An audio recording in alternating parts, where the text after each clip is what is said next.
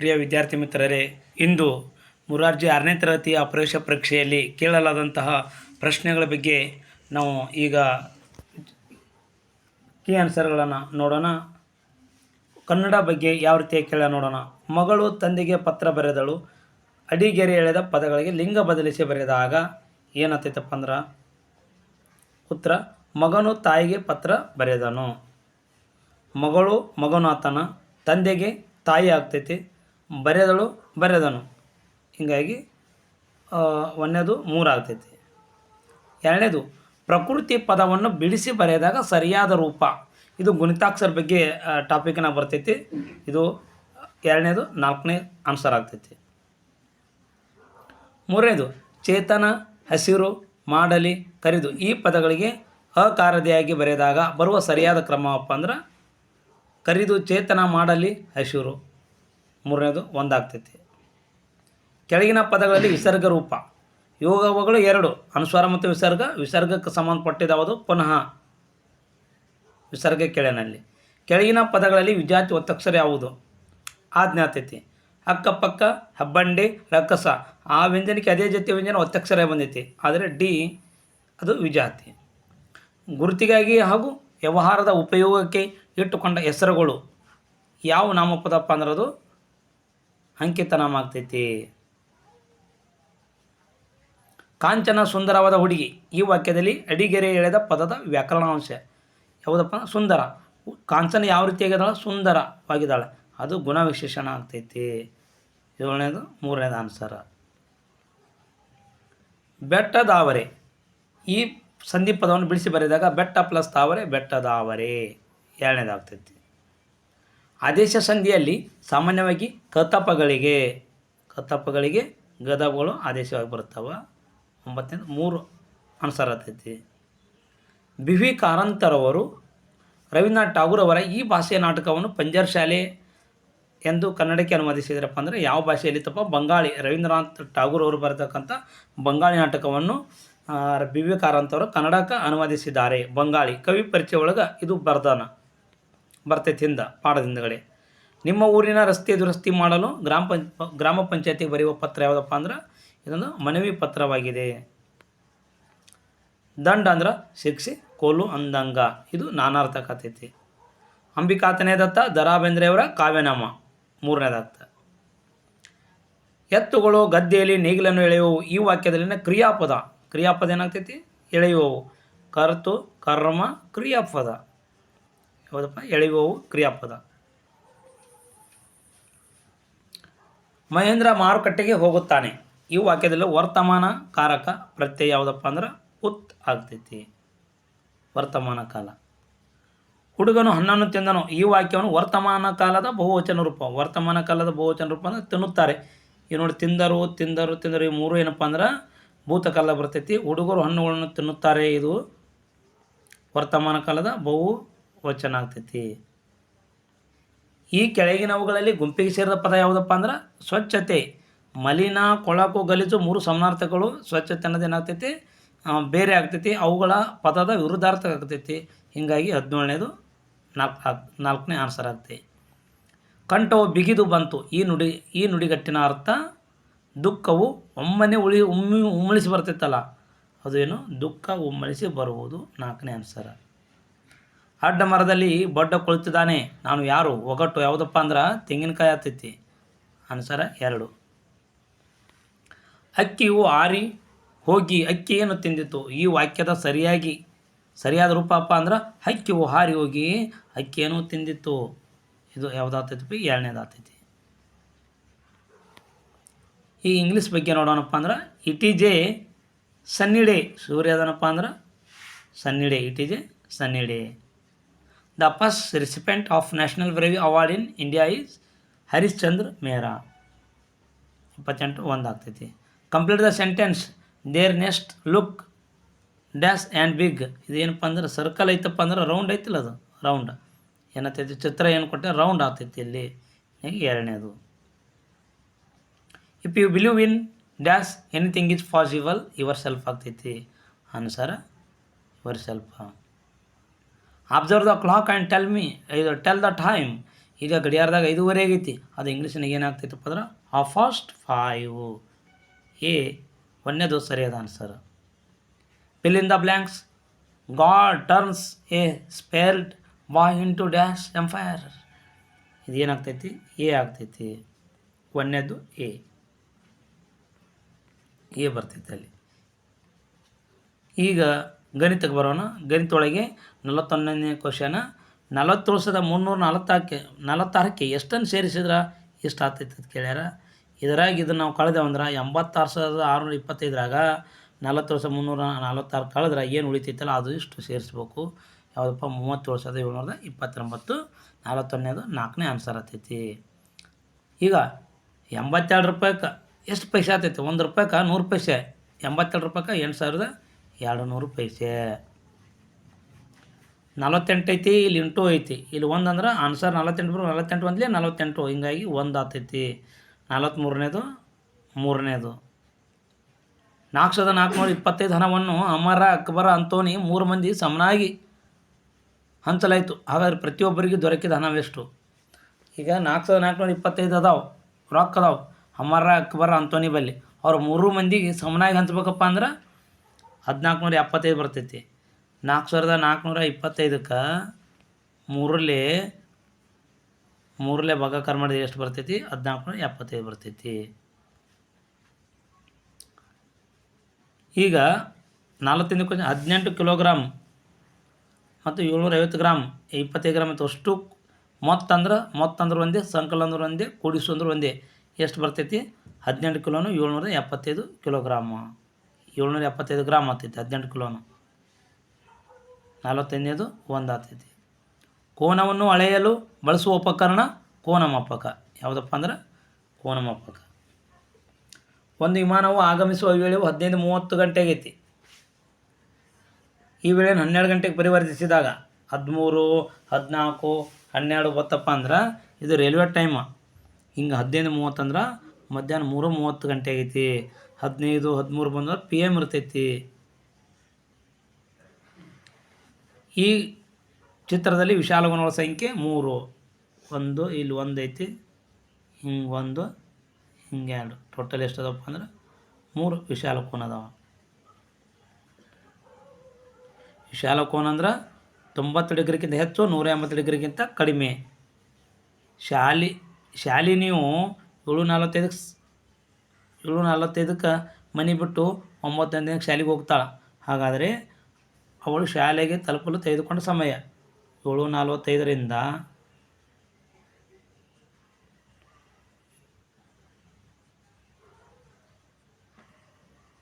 ಈಗ 7:45ರಿಂದ 8:45ಕ್ಕೆ 1 ತಾಸು, 8:45ರಿಂದ 9:15ಕ್ಕೆ ಅರ್ಧ ತಾಸು. ಹೀಗಾಗಿ ಏನಾಗ್ತೈತಿ? ಟೋಟಲ್ 1 ಗಂಟೆ 30 ನಿಮಿಷಗಳು. 4ನೇದು ಆನ್ಸರ್ ಆಗ್ತೈತಿ. ಈಗ ಸರಣಿಯನ್ನು ಪೂರ್ಣಗೊಳಿಸಿ. ಇಲ್ಲಿ ಸ್ಕ್ವೇರ್ ಕೊಟ್ಟಾನ. 1 square, 2 square, 3 square, 4 square, 5 square. ಇಲ್ಲಿ 6 ಸ್ಕ್ವೇರ್ ಬರಬೇಕು. 36 ಅಂದ್ರೆ 2ನೇದು ಆನ್ಸರ್ ಆಗ್ತೈತಿ. 51ನೇದು. ಆಯತಾಕಾರದ ತೋಟದ ಉದ್ದವು 60 ಮೀಟ್ರ, ಅಗಲ 40 ಮೀಟ್ರ್ ಐತಿ. ಆದರೆ ಸುತ್ತಳತೆ ಅಂದ್ರೆ ಆಯತದ ಸುತ್ತಳತೆ 2 ಉದ್ದ 2 ಅಗಲ. ಹೀಗಾಗಿ ಇಲ್ಲಿ 60 ಅಂದ್ರೆ ಇಲ್ಲಿ 60 ಮೀಟ್ರ, ಇಲ್ಲಿ 40 ಮೀಟ್ರ್ ಅಂದ್ರೆ ಇಲ್ಲಿ 40 ಮೀಟ್ರ. ಟೋಟಲ್ ಸುತ್ತಳತೆ 200 ಮೀಟ್ರ್ ಆಗ್ತೈತಿ. ಚದರ ಮೀಟ್ರಪ್ಪ ಅಂದ್ರೆ ವಿಸ್ತೀರ್ಣತೆ ಕೇಳ್ದಾಗ ಕೊಡ್ತಾನೆ. ಆದರೆ ಇದು ಉತ್ತರ ಏನಾಗ್ತೈತಿ? 51ನೇದು 3 ಆಗ್ತೈತಿ. ಪುನರ್ವಿವು ವಾರ್ಷಿಕ ಪರೀಕ್ಷೆಯಲ್ಲಿ ವಿವಿಧ ವಿಷಯಗಳಲ್ಲಿ ಪಡೆದ ಅಂಕಗಳು ಕೆಳಗಿನಂತಿವೆ. ಪುನರ್ವಿವು ಯಾವ ವಿಷಯದಲ್ಲಿ ಅತಿ ಹೆಚ್ಚು ಅಂಕ ಪಡೆದಿದ್ದಾಳೆ ನೋಡ್ರಿ. ಇಲ್ಲಿ ಚಿತ್ರ ಐತಿ, ಇದ್ರಾಗ ಅತಿ ಹೆಚ್ಚು ಯಾವುದು ನೋಡಿದರೆ ಗೊತ್ತಾಗ್ತೈತಿ. Easy question ಕೇಳ್ಯಾನ. ಗಣಿತ. ಯಾವುದು? ಗಣಿತನಾಗ ಹೆಚ್ಚು ಅಂಕಗಳು ಪಡೆದಾಳ. ಈಗ ಇವೆರಡು ಕೂಡಿಸಿ ಇದನ್ನು ಕಳಿಬೇಕು. ಕಳೆದಾಗ ಉತ್ತರ 8 ಬರ್ತೈತಿ. 13,182 ಬರ್ತೈತಿ. 53ನೇದು 3 ಆನ್ಸರ. ಈ ಕೆಳಗಿನ ಸಂಖ್ಯೆಯ ಗುಣಲಬ್ಧ. ಇಲ್ಲಿ 0 ಕೊಟ್ಟಾನಪ್ಪ ಅಂದ್ರೆ ಉತ್ತರ 0 ಬರ್ತೈತಿ. 0 ಜೊತೆಗೆ ಯಾವುದೇ ಅಂಕಿ ಗುಣಿಸಿದ್ರೆ ಉತ್ತರ ಏನು ಬರ್ತೈತಿ? 0ನೇ ಬರ್ತೈತಿ. ಪ್ರತಿ ವರ್ಷವೂ ಈ ತರಹದ ಒಂದು ಪ್ರಶ್ನೆಗಳು ಬರ್ತಾವೆ, ಮುಂದೂ ಕೂಡ ಬರಬಹುದು. 54ನೇದು 2 ಆಗ್ತೈತಿ. ಈಗ 48025 ಅಂಕಿಗಳದಾವೆ, 5 ಅಂಕಿಗಳದಾವೆ. ಈ ಅಂಕಿ ತೆಗೆದುಕೊಂಡು ಅತಿ ಸಣ್ಣ ಅಂಕಿ ಮಾಡೋಣ. 5 ಅಂಕಿಯ ಫಸ್ಟ್ ಸಣ್ಣ ಅಂಕಿ ಮಾಡ್ಬೇಕಂದ್ರೆ ನಾವು 0 ಫಸ್ಟ್ ತೊಗೋಬಾರ್ದು, ನಂತರ ಮೊದಲ ಅಂಕಿ ಸಣ್ಣ ಅಂಕಿ ತೊಗೊಳ್ಳೋಣ 2, ನಂತರ 0 ಎರಡನೇ ಸ್ಥಾನದಾಗ ಬರೀಬೇಕು. 20458 ಚಿಕ್ಕ ಸಂಖ್ಯೆ ಬರೀ ಅಂದ್ರೆ ಚಿಕ್ಕ ಸಂಖ್ಯೆಯಿಂದ ಬರ್ಕೊತೋಗ್ಬೇಕು, ದೊಡ್ಡ ಸಂಖ್ಯೆ ಕೇಳಿದ್ರೆ ದೊಡ್ಡ ಅಂಕಿಯಿಂದ ಬರ್ಕೊತೋಗ್ಬೇಕು. ಹೀಗಾಗಿ 55ನೇದು ಆನ್ಸರ್ 3ನೇದು ಆಗ್ತೈತಿ. ಈಗ 56ನೇ ನೋಡ್ರಿ, ಒಂದು ಸಂಖ್ಯೆಯನ್ನು 12ರಿಂದ ಭಾಗಿಸಿದಾಗ 12ರಿಂದ ಭಾಗಿಸ್ಬೇಕತ್ತ, ಭಾಗಲಬ್ಧ 15 ಬರ್ತೈತಿ, ಶೇಷ 5 ಬರ್ತೈತಿ. ಹಾಗಾದರೆ ಆ ಭಾಜ್ಯವು ಯಾವುದಕ್ಕೆ ಕೇಳ್ಯಾನ? ಇದು ಏನಪ್ಪ ಅಂದ್ರೆ 180 ಆಗ್ತೈತಿ, 185 ಆಗ್ತೈತಿ. 56ನೇದು 3. ಒಂದು ಹಳ್ಳಿಯಾಗ ಜನಸಂಖ್ಯೆ 3389 ಅದಾರ. ಇನ್ನೊಂದು ಹಳ್ಳಿಯಾಗ ಎಷ್ಟು ಅದಾರಪ್ಪ ಅಂದ್ರೆ 4893 ಅದಾರ. ಎರಡು ಹಳ್ಳಿಯಾಗ ಕೂಡಿಸಿದ್ರೆ ಎಷ್ಟು ಜನ ಆಗ್ತೈತಪ್ಪ ಅಂದ್ರೆ ಇದು 8282. 57ನೇದು ಏನಾಗ್ತೈತಿ? 2. ಆನ್ಸರ್ 2ನೇದು ಆಗ್ತೈತಿ. 2462 ಮತ್ತು 3487 ಮೊತ್ತ ಐತಿ. ಮೊತ್ತವನ್ನು ಕೂಡಿಸಿ 10ರ ಸಮೀಪಕ್ಕಪ್ಪ ಅಂದ್ರೆ ಇವೆರಡು ಕೂಡಿಸಿದ್ರಾಗ 5949 ಆಗ್ತೈತಿ. 10ರ ಸಮೀಪದ ಬೆಲೆ ಅಂದ್ರೆ 50 ಆಗ್ತೈತಿ. ಹಿಂಗಾಗಿ ಇದು 2ನೇದು ಆನ್ಸರ. ವ್ಯತ್ಯಾಸ ಅಂದ್ರೆ ಕಳಿದು, ವ್ಯತ್ಯಾಸ ಕೇಳೇನಿಲ್ಲ. ವ್ಯತ್ಯಾಸ ಅಂದ್ರೆ ಒಂದೇ, ಅಂತರ ಅಂದ್ರೆ ಒಂದೇ. ಇದ್ರಾಗ ಇದನ್ನು ಕಳೆದ್ರೆ ಎಷ್ಟು ಬರ್ತೈತಿ? 30,629 ಬರ್ತೈತಿ. ಇದು 2ನೇದು ಆನ್ಸರ್ ಆಗ್ತೈತಿ. ಇನ್ನು 60ನೇ ಕ್ವಶನ್ ಏನು ಕೇಳ್ಯಾನಪ್ಪ ಅಂದ್ರೆ ಈಸಿಯಾಗಿ ಕೇಳ್ಯಾನ. ಭಿನ್ನರಾಶಿ ಒಳಗೆ ಬರ್ತೈತಿ. ಒಟ್ಟು ಭಾಗಗಳು 10, ತುಂಬಿದ ಭಾಗಗಳು 7. ಹೀಗಾಗಿ 2ನೇದು. ಅಷ್ಟು ಭಾಗಗಳು ಎಣಿಸೋದು 1 2 3 4 5 6 7 8 9 10. ಒಟ್ಟು ಭಾಗಗಳನ್ನ ಕೆಳಗಡೆ ಬೆಳಿಬೇಕು, ತುಂಬಿದ ಭಾಗ ಮೇಲುಗಡೆ. ಹೀಗಾಗಿ ಬಿ 2ನೇದು ರೈಟ್ ಆನ್ಸರ್ ಆಗ್ತೈತಿ. 61ನೇದು ಸಾಂದ್ರತೆಯ ಅಂತಾರಾಷ್ಟ್ರೀಯ ಮಾನ. ಈಗ ನಾವು ಪರಿಸರಕ್ಕೆ ಹೋಗೋಣ, kgm3 ಎಂದು 1ನೇದು ಆಗ್ತೈತಿ. 61ನೇದು 1 ಆಗ್ತೈತಿ. ಸಿದ್ಧಪಡಿಸಿದ ಆಹಾರ ಪಟ್ಟಣ ಕೊಳ್ಳುವಾಗ ಈ ಕೆಳಗಿನ ಯಾವ ಪ್ರಮುಖ ಅಂಶವನ್ನು ಗಮನಿಸಬೇಕು? ನಾವು ಯಾವುದೇ ಒಂದು ವಸ್ತುವನ್ನು ಅಥವಾ ಪ್ರಾಡಕ್ಟನ್ನು ಖರೀದಿ ಮಾಡಬೇಕಪ್ಪ ಅಂದ್ರೆ ಮೊದಲು ನಾವು ತಯಾರಾಗಿದ್ದ ದಿನಾಂಕ, ಅವಧಿ ಮುಗಿಯುವ ದಿನಾಂಕ, ಎಕ್ಸ್ಪೈರ್ ಆಗಿದ್ದ ದಿನಾಂಕ ನೋಡಬೇಕು. ಹೀಗಾಗಿ 3ನೇದು ಸರಿಯಾದ ಆನ್ಸರ. ಒಳ್ಳೆಯ ಕ್ವಶನ್ ಇದು. ಸೊಳ್ಳೆಗಳಿಂದ ಬರುವ ರೋಗ ಮಲೇರಿಯಾ. ಸೊಳ್ಳೆಗಳಿಂದ ಬರುವ ರೋಗ ಮಲೇರಿಯಾ. ಈ ಕೆಳಗಿನ ಯಾವುದರ ಘಟಕಗಳನ್ನು ಸರಳ ವಿಧಾನಗಳಿಂದ ಬೇರ್ಪಡಿಸಬಹುದು? ಮಿಶ್ರಣ. ಇದು ಸಂಯುಕ್ತ ಮತ್ತು ಮಿಶ್ರಣ ಬಗ್ಗೆ ಚೌಕಾಕಿ ವ್ಯತ್ಯಾಸಗಳು ಕೊಟ್ಟಾನ ಪಾಠದಾಗ, ಅದನ್ನು ನೇರವಾಗಿ ಕ್ವಶನ್ ಕೇಳೋಣ. ಕೃತಕ ಧಾತುವಿಗೆ ಉದಾಹರಣೆಗೆ ಪ್ಲುಟೋನಿಯಂ. ಹ್ಯಾಲಿದ್ಯುಮೋಕ್ತಿ ಎಷ್ಟು ವರ್ಷಕ್ಕೆ ಬರ್ತೈತಿ? 76 ವರ್ಷಕ್ಕೆ ಮೂಡ್ತೈತಿ. ಮೊದಲು 1986ನೇ ವಿಶ್ವೊಳಗೆ ಮೂಡಿತ್ತು, ಅದು 76 ವರ್ಷಕ್ಕೆ ಬೂತೈತಿ. ಹ್ಯಾಲಿದ್ಯುಮೋಕ್ತಿ ಒಂದೊಂದು ವರ್ಷ ಕೇಳ್ತಾನೆ. ಧೂಮಕತ್ತಿಗಳಿಗೆ ಏನೈತಿ? ಬಾಲೈತಿ. ಹಿಂಗೆ ಕೇಳ್ಬೋದು. ನಮ್ಮ ದೇಹದ ಬೆಳವಣಿಗೆಗೆ ಉಪಯುಕ್ತವಾದ ಪೋಷಕಾಂಶ ಪ್ರೋಟೀನ್. ನಮ್ಮ ದೇಹದ ಬೆಳವಣಿಗೆ ಆಗ್ಬೇಕಪ್ಪ ಅಂದ್ರೆ ಏನು ಅವಶ್ಯಕತೆ? ಪ್ರೋಟೀನ್ ಅವಶ್ಯಕತೆ ಐತಿ. ಇದು ಒಂದು ಸಿರಿಧಾನ್ಯಕ್ಕೆ ಉದಾಹರಣೆ. ಪ್ರತಿ ವರ್ಷ ಸಿರಿಧಾನ್ಯಗೆ ಒಂದು ಕ್ವಶನ್ ಬರ್ತೈತಿ. ಬರಗಾಲಿನ ಮಿತ್ರರು ಯಾರಪ್ಪ ಅಂತ ಕೇಳಿದ್ರೆ ಸಿರಿಧಾನ್ಯ. ಆದರೆ ಇಲ್ಲಿ ಹಂಗೆ ಕೇಳಿಲ್ಲ, ಅಫ್ಲೈಡ್ ಆಗಿ ಕೇಳ್ಯಾನ. ಇದರಲ್ಲಿ ಸಿರಿಧಾನ್ಯ ಯಾವುದು? ಶೇಂಗಾ ಆಗಲ್ಲ, ಕಡಲೆಕಾಳು ಆಗಲ್ಲ, ಗೋಧಿ ಆಗಲ್ಲ. ಇದು ಯಾವುದು? ನವಣೆ ಆಗ್ತೈತಿ. ಪರಿಸರ ಪುಸ್ತಕ ಚೆನ್ನಾಗಿ ಓದಿರಿ, ಇದ್ರ ಬಗ್ಗೆ ಗೊತ್ತಾಗ್ತೈತಿ. ಉಪ್ಪಿನಕಾಯಿ ಬಹಳ ದಿನ ಕೆಡದಂತೆ ಇಡಲು ಏನು ಹಾಕ್ತಾರಪ್ಪ ಅಂದ್ರೆ ಉಪ್ಪು ಹಾಕ್ತಾರೆ. 69ನೇದು 1 ಆಗ್ತೈತಿ. ಕೆಳಗಿನವುಗಳಲ್ಲಿ ಇಟ್ಟಿಗೆ ಲಕ್ಷಣ ಅಂದರೆ ಯಾವುದೇ ಒಂದು ಘನ ಪ್ರಾಡಕ್ಟ್ ಏನಾಗ್ತೈತಪ್ಪ ಅಂದ್ರೆ ಕಣಗಳು ನಿರ್ದಿಷ್ಟವಾಗಿ ಒತ್ತೊತ್ತಾಗಿರ್ತಾವ ಮತ್ತು ಜೋಡಣೆ ಆಗಿರ್ತಾವ. ಹೀಗಾಗಿ 70ನೇದು 4ನೇ ಆನ್ಸರ್ ಆಗ್ತೈತಿ. ಆನೆಕಟ್ಟಿನಲ್ಲಿ ಸಂಗ್ರಹವಾದ ನೀರು ಯಾವ ಶಕ್ತಿಯನ್ನು ಹೊಂದಿರ್ತೈತಪ್ಪ? ಪ್ರಚನ ಶಕ್ತಿ. ಭೂಮಿಯ ಮೇಲಿರುವ ಎಲ್ಲ ಶಕ್ತಿಗಳ ಮೂಲ ಆಕಾರ ಸೂರ್ಯ. ಪ್ರಾಣಿಗಳಲ್ಲಿ ಅತ್ಯಂತ ದೊಡ್ಡ ಪ್ರಾಣಿ ನೀಲಿತಿಮಿಂಗಲ. ಎತ್ತರದವಾದ ಪ್ರಾಣಿ ಜಿರಾಫೆ. ವೇಗವಾಗಿ ಓಡುವ ಪ್ರಾಣಿ ಚಿರತೆ. ಆರೋಗ್ಯವಂತ ಮನುಷ್ಯನ ನಿಮಿಷಕ್ಕೆ ಹೃದಯ ಬಡಿತ 72 ಸಲ. ಹೃದಯ ಬಡಿತವನ್ನು ಅಳೆಯುವುದು ಸ್ಟೆಥೋಸ್ಕೋಪ. ಒಂದು ದಿನಕ್ಕೆ ಹೃದಯ ಬಡಿತ 1,00,000 ಸಲ ಬಡ್ಕೋತೈತಿ. ಇದು ಎಲ್ಲ ಪುಸ್ತಕದ ಹಿಂದಿನ ಬಾಜು ಕೊಟ್ಟಾನ. ನಿಮಗಿದು ಗೊತ್ತೇ ತಿರ್ತೈತಲ್ಲ, ಅಲ್ಲಿ ಇದನ್ನು ಭಾಳ ಚೆಂದಾಗಿ ಕೊಟ್ಟಾನ, ನಾವು ಚೆಂದಾಗಿ ಓದ್ಬೇಕು. 75ನೇದು ಘನ ಇಂಧನಕ್ಕೆ ಉದಾಹರಣೆ ಕಲ್ಲಿದ್ದಲು. ಪೆಟ್ರೋಲ, ಸೀಮೆಎಣ್ಣೆ, ಡೀಸೆಲ್ ಇವೆಲ್ಲ 3 ದ್ರವರೂಪದ ವಸ್ತುಗಳು. ಕಲ್ಲಿದ್ದಲು ಏನೈತಲ್ಲ ಇದು ಘನರೂಪದ ವಸ್ತು. ಕೆಳಗಿನವುಗಳಲ್ಲಿ ಮಿಶ್ರಾಹಾರಿ ಪ್ರಾಣಿ ಅಂದ್ರೆ ಮಾಂಸವನ್ನು ತಿಂತಿರಬೇಕು, ಸಸ್ಯವನ್ನು ತಿಂತಿರಬೇಕು. ಎರಡನ್ನು ತಿರ್ತಕ್ಕಂಥ ಪ್ರಾಣಿ ಯಾವುದಪ್ಪ ಅಂದ್ರೆ ಮನುಷ್ಯ. ಆನೆ ಸಸ್ಯಾಹಾರಿ, ಸಿಂಹ ಮಾಂಸಾಹಾರಿ, ಜಿಕೆ ಸಸ್ಯಾಹಾರಿ. ಇದು ಮನುಷ್ಯ ಮಿಶ್ರಾಹಾರಿ. ಮಿಶ್ರಾಹಾರಿ ಅಂದರೆ ಎರಡು ಹೊಡಿತೈತಿ ಮನುಷ್ಯ. ಇದು 71ನೇ ಕ್ವಶನ್, ಈ ಕೆಳಗಿನವುಗಳಲ್ಲಿ ಯಾವುದು ಜಲಮಾಲಿನ್ಯಕ್ಕೆ ಕಾರಣ ಅಲ್ಲ? ಜಲ ಅಂದ್ರೆ ನೀರು, ನದಿಗಳಿಗೆ ಸೇರಿಸೋದು ಅಂದ್ರೆ ನೀರಾಗಿ ಸೇರಿಸೋದು, ಕೆರೆಗಳಿಗೆ ಅಂದರೂ ನೀರಾಗಿ ಸೇರಿಸೋದು, ನೀರಿಗೆ ಸೇರಿಸೋದು ನೀರಾಗಿ ಸೇರಿಸೋದು, ಇದು ಗಾಳಿ ಸೇರಿಸೋದು ಅಂದ್ರೆ ಇದು ವಾಯು ಮಾಲಿನ್ಯ ಆಗ್ತೈತಿ.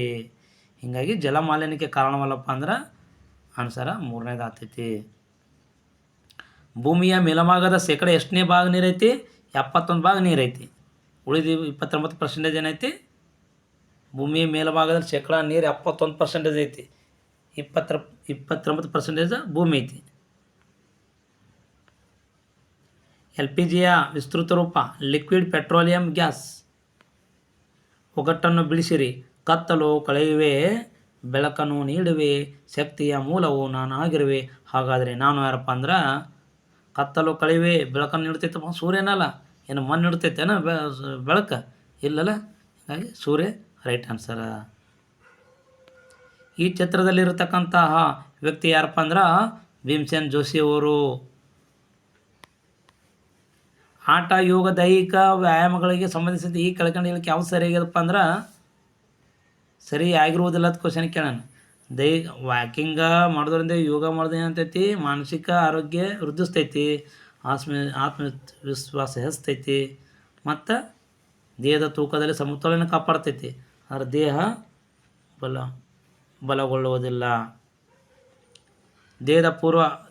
ಭಾರತದ ಪೂರ್ವ ಕರಾವಳಿಯಲ್ಲಿರುವ ಒಂದು ಬಂದರನ್ನು ಗುರುತಿಸಂದನ. ವಿಶಾಖಪಟ್ಟಣ ಪೂರ್ವ ದಿಕ್ಕಿಗೈತಿ, ಪಾರಾದೀಪ ಪೂರ್ವ ದಿಕ್ಕಿಗೈತಿ, ಹಲ್ದಿಯಾ ಪೂರ್ವ ದಿಕ್ಕಿಗೈತಿ, ಕಾಂಡ್ಲಾ ಅಂದರೆ ಇದು ಗುಜರಾತ್ ರಾಜ್ಯದಲ್ಲಿ ಕಂಡುಬರೋದು ಭಾರತದ ಪಶ್ಚಿಮ ದಿಕ್ಕಿಗೈತಿ. ಇಲ್ಲೇನು ಕೇಳ್ಯಾರಪ್ಪ ಅಂದ್ರೆ ಭಾರತದ ಪೂರ್ವ ಕರಾವಳಿಯಲ್ಲಿ ಇರೋದ ಕೇಳ್ಯಾನ. ಪೂರ್ವ ಕರಾವಳಿಯಲ್ಲಿ ಇರಲಾರದು ಯಾವುದಪ್ಪ ಅಂದ್ರೆ ಕಾಂಡ್ಲಾ ಬಂದರು. 84ನೇ ಕ್ವಶನ್ ಕೇಳ್ರಿ ಇಲ್ಲಿ. ಹಿಮಾಲಯ ಪರ್ವತದ ತಗ್ಗು ಭಾಗಗಳಲ್ಲಿರುವ ಸಮತಟ್ಟಾದ, ನೀಳವಾದ ಹಾಗೂ ವಿಶಾಲವಾದ ಭಾಗಗಳಿಗೆ ಏನಂತ ಕರಿತಾರಪ್ಪ ಅಂದ್ರೆ ಡೂನ್ ಅಂತ ಕರಿತಾನ. 84ನೇ ಕ್ವಶನ್ 2. ಭಾರತದಲ್ಲಿ ಅತಿ ಹೆಚ್ಚು ಮಳೆ ಬೀಳುವ ಪ್ರದೇಶ ಮೇಘಾಲಯದ ಮೌಸಿನ್ ರಾಮ್. 85ನೇದು 1ನೇ ಕ್ವಶನ್, 1ನೇ ಆನ್ಸರ್ ಆಗ್ತೈತಿ. ಈಗ ಕರ್ನಾಟಕದ ನೆರೆಹೊರೆಯ ರಾಜ್ಯಗಳು 6 ಅದಾವೆ. ಅವು ಯಾವಪ್ಪ ಅಂದ್ರೆ ಮಹಾರಾಷ್ಟ್ರ, ಗೋವಾ, ತಮಿಳುನಾಡು, ಆಂಧ್ರ ಪ್ರದೇಶ, ತೆಲಂಗಾಣ. 1ನೇ ಕ್ವಶನ್ ಒಳಗೆ ಮಧ್ಯಪ್ರದೇಶ ದೂರ ಆಗ್ತೈತಿ. 3ನೇ ಆಪ್ಷನ್ಸ್ ಒಳಗೆ ಛತ್ತೀಸ್ಗಢ ಬರ್ತೈತಿ. 4ನೇ ಆಪ್ಷನ್ಸ್ ಒಳಗೆ ಗುಜರಾತ್ ಬರ್ತೈತಿ. ಹಿಂಗಾಗಿ ಆಗಲ್ಲ. 86ನೇದು 2 ಸರಿಯಾದ ಆನ್ಸರ. ನೃತ್ಯದ ಪ್ರಕಾರವಾದ ಭರತನಾಟ್ಯವು ಯಾವ ರಾಜ್ಯದ ಪ್ರಮುಖ ನೃತ್ಯಪ್ಪ ಅಂದ್ರೆ ತಮಿಳುನಾಡುದು. ಯಕ್ಷಗಾನ ಕರ್ನಾಟಕದು. ವಂಶವೃಕ್ಷೆಯಲ್ಲಿ ಈ ಯಾವ ಚಿಹ್ನೆಪ್ಪ ಅಂದ್ರೆ ತಾಯಿ ಮತ್ತು ಮಗ. ವೃತ್ತ ಬತ್ತಪ್ಪ ಅಂದ್ರೆ ತಾಯಿ, ಚೌಕ್ ಬತ್ತಪ್ಪ ಅಂದ್ರೆ ತಂದೆ. ಹಿಂಗಾಗಿ ಏನಾಗ್ತೈತಿ? ತೆಳಗಡೆ ಬಂದಪ್ಪ ಅಂದ್ರೆ ತಾಯಿ ಮತ್ತು ಮಗ ಆಗ್ತೈತಿ. ಕುಟುಂಬ ಚಾಪ್ಟರ್ನಲ್ಲಿ ಇದು ಭಾಳ ಚಂದ ಕೇಳ್ಯಾನ. ಕೆಳಗಿನ ಚಿತ್ರದಲ್ಲಿ ಕೊಟ್ಟಿರೋ ನೃತ್ಯ ಯಾವುದಪ್ಪ ಅಂದ್ರೆ ಇದು ಯಕ್ಷಗಾನ.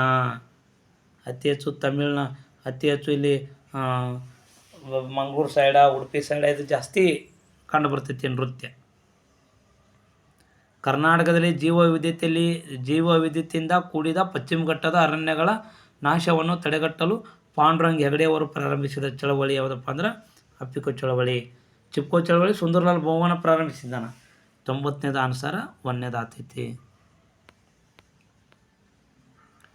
ಈ ಕೆಳಗಿನ ಚಿತ್ರದಲ್ಲಿ ಗ್ರಾಮೀಣ ಸಾಹಸ ಕ್ರೀಡೆ ಯಾವುದಪ್ಪ ಅಂದ್ರೆ ಈ ಚಿತ್ರದಲ್ಲಿ ನೋಡಿ ಎಷ್ಟು ಚಂದ ಐತಿ ಇದು ಮಲ್ಲಗಂಬ. ನೋಡಿದರೆ ಗೊತ್ತಾಗ್ತೈತಿ ಇದು. ಭೂಮಿಯನ್ನು 2 ಸಮಭಾಗಗಳಾಗಿ ವಿಂಗಡಿಸಿರುವ ಕಾಲ್ಪನಿಕ ರೇಖೆ ಭೂಮಧ್ಯ ರೇಖೆ. 93ನೇದು ಭಾರತ ದೇಶದಲ್ಲಿರುವ ಒಟ್ಟು ಕೇಂದ್ರಾಡಳಿತ ಪ್ರದೇಶಗಳ ಸಂಖ್ಯೆ 8. ಅರಾವಳಿ ಸರಣಿ ಅತಿ ಎತ್ತರದ ಶಿಖರ ಗುರು ಶಿಖರ. ಮೌಂಟ್ ಎವರೆಸ್ಟ್ ಎತ್ತರದ ಶಿಖರ ಇದು, ಇಡೀ ವಿಶ್ವಕ್ಕೆ ಇದು. ಇಲ್ಲಿ ಕೇಳಿದ ಅರಾವಳಿ ಸರಣಿಯಲ್ಲಿ ಕೇಳಿನ ಗುರು ಶಿಖರ. ನೀಲಗಿರಿ ಬೆಟ್ಟಗಳು ಈ ಕಡೆ ತಮಿಳುನಾಡು ಸೈಡ್ ಬರ್ತೈತಿ, ಅದು ಆಗಂಗಿಲ್ಲ, ಗುರು ಶಿಖರ ಆಗ್ತೈತಿ. ಭಾರತದ ಉತ್ತರ ತುದಿ ಯಾವುದಪ್ಪ ಅಂದ್ರೆ ಇಂದಿರಾ ಕೊಯ್ಲ. ಯಾವುದು? ಇಂದಿರಾ ಕೊಯ್ಲ. ಇಂದಿರಾ ಪಾಯಿಂಟ್ ದಕ್ಷಿಣ ತುದಿ, ಕಿಬಿತು ಪೂರ್ವ ತುದಿ, ಗೋರ್ಮತಿ ಪಶ್ಚಿಮ ತುದಿ. ಇಲ್ಲಿ ಕೇಳಿದ್ದು ಉತ್ತರ ತುದಿ ಯಾವುದಪ್ಪ ಅಂದ್ರೆ ಇಂದಿರಾ ಕೊಯ್ಲ. ಭಾರತ ವಿಷಯಖಂಡದ ಯಾವ ಭಾಗದಲ್ಲಿ ಐತಪ್ಪ ಅಂದ್ರೆ ದಕ್ಷಿಣ ಭಾಗದಾಗ ಐತಿ. ಕರ್ನಾಟಕ ಈಗಿನ ಮುಖ್ಯಮಂತ್ರಿ ಯಾರು? ಮಾನ್ಯ ಶ್ರೀ ಸಿದ್ದರಾಮಯ್ಯ ಸಾಹೇಬರು. ಸಿದ್ದರಾಮಯ್ಯನವರು. 97ನೇದು 3ನೇ ಆನ್ಸರ್ ಆಗ್ತೈತಿ. ಬ್ಯಾಂಕ್ಗಳಿಂದ ಹಣಕಾಸು ಸೌಲಭ್ಯವನ್ನು ಪಡೆದು ಆಧುನಿಕ ಕೃಷಿ ಯಂತ್ರಗಳನ್ನು ಖರೀದಿಸಿ ಬೆಳೆದ ಬೆಳೆಗಳನ್ನು ಉಗ್ರಾಣದಲ್ಲಿ ಸಂಗ್ರಹಿಸಿ ಉತ್ತಮ ಬೆಲೆ ಇದ್ದಾಗ ಮಾರಾಟ ಮಾಡುವವರು ಯಾರಪ್ಪ ಅಂದ್ರೆ ದೊಡ್ಡ ದೊಡ್ಡ ಕೃಷಿಕರು. ಜೋಳ, ಕಡಲೆ, ದ್ರಾಕ್ಷಿ, ಕಬ್ಬು, ಸಜ್ಜೆ ಮತ್ತು ಗೋಧಿಗಳು ವಿಜಯಪುರ ಜಿಲ್ಲೆಯ ಪ್ರಮುಖ ಬೆಳೆಗಳಾಗಿವೆ. ಪರಿಸರ ಪುಸ್ತಕದಲ್ಲಿ ಚಾರ್ಟ್ ಆಗಿ ಕೊಟ್ಟಾನ, ಪ್ರತಿ ಜಿಲ್ಲೆದು ಕೊಟ್ಟಾನ, ಅದು ವಿಜಯಪುರ ಜಿಲ್ಲೆದು. ರೈಮನು ಒಂದೇ ಕೃಷಿ ಜಮೀನಿನಲ್ಲಿ ವರ್ಷ ಒಂದಕ್ಕೆ 2 ರಿಂದ 3 ಬೆಳೆಗಳನ್ನು ಬೆಳೆಯುತ್ತಾನೆ. ಇದು ಕೃಷಿಯ ಯಾವ ವಿಧಾನಪ್ಪ ಅಂದ್ರೆ ಸಾಂದ್ರ ಬೇಸಾಯ. ಡಿಯರ್ ಸ್ಟೂಡೆಂಟ್ಸ್, ಈ ರೀತಿಯಾಗಿ ಇಂದು ಅಂದರೆ ಫೆಬ್ರವರಿ 15, 2025 ಮುರಾರ್ಜಿ ಶಾಲೆಗೆ 6ನೇ ತರಗತಿ ಪ್ರವೇಶ ಪಡೀತಕ್ಕಂಥ ವಿದ್ಯಾರ್ಥಿಗಳಿಗೆ ಈ ರೀತಿಯಾಗಿ ಕ್ವಶನ್ ಕೇಳ್ಯಾನ. ಯಾರು ಅತಿ ಹೆಚ್ಚು ಪುಸ್ತಕವನ್ನು ಓದ್ತೀರಿ, ಆ ಬುಕ್ಕ ತೊಗೊಂಡೆ ಈ ಬುಕ್ಕ ತೊಗೊಂಡೆಕ್ಕಿಂತ ನಾವು ಈ ಸದ್ಯಕ್ಕಿಂತ ಪರೀಕ್ಷೆ ಪುಸ್ತಕನ ಓದೋದ್ರಿಂದ ಜಾಸ್ತಿ ನಾವು ಅಂಕ ತೊಗೊಳಕ್ಕೆ ಸಾಧ್ಯ. ಅತಿ ಹೆಚ್ಚು ಪರಿಸರ ಬುಕ್ಕ ಭಾಳ ಚಂದ ಕೇಳ್ಯಾನ, ಅದನ್ನು ಓದಬೇಕು. ಕನ್ನಡ ಓದಬೇಕು. ಯಾವ ಡೀಫಾಗಿ ಸ್ಟಡಿ ಮಾಡಿರ್ತಾರಲ್ಲ ಅವ್ರಿಗೆ ಇದು ಈಸಿಯಾಗಿ ಬಿಡ್ಸೋಕ್ಕೆ ಸಾಧ್ಯ ಆಗ್ತೈತಿ. ಇದು ಇವತ್ತಿನ ಮುರಾರ್ಜಿ ಪ್ರಶ್ನೆಯಲ್ಲಿ ಕೇಳ್ತಕ್ಕಂಥ ಸಂಭವನೀಯ ಪ್ರಶ್ನೆ ಪತ್ರಿಕೆಗಳ ಸಂಭವನೀಯ ಆನ್ಸರ್ಗಳು. ಓಕೆ, ಏನಾದರೂ ಇದರಲ್ಲಿ ತಪ್ಪುಗಳಾಗಲಿ, ಏನೋ ಮಿಸ್ಟೇಕ್ ಆದ್ರೆ ನಮಗೆ ಕಮೆಂಟ್ ಕಳಿಸ್ರಿ. ಮತ್ತು ಯಾವುದಾದ್ರೂ ಲೋಪದೋಷಗಳು ಕಂಡು ಬರ್ತಪ್ಪ ಅಂದ್ರೆ ನಮಗೆ ಸಜೆಷನ್ ಇರಲಿ. ನಿಮ್ಮ ಸಲಹೆಗೆ ನಾವು ಕೂಡ ಕಾಯ್ತಾ ಇರ್ತೇವೆ ತಿಳುತ್ತಾ ಮತ್ತೊಮ್ಮೆ ತಮ್ಮೆಲ್ಲರಿಗೂ ಕೂಡ ಧನ್ಯವಾದಗಳು, ನಮಸ್ಕಾರಗಳು.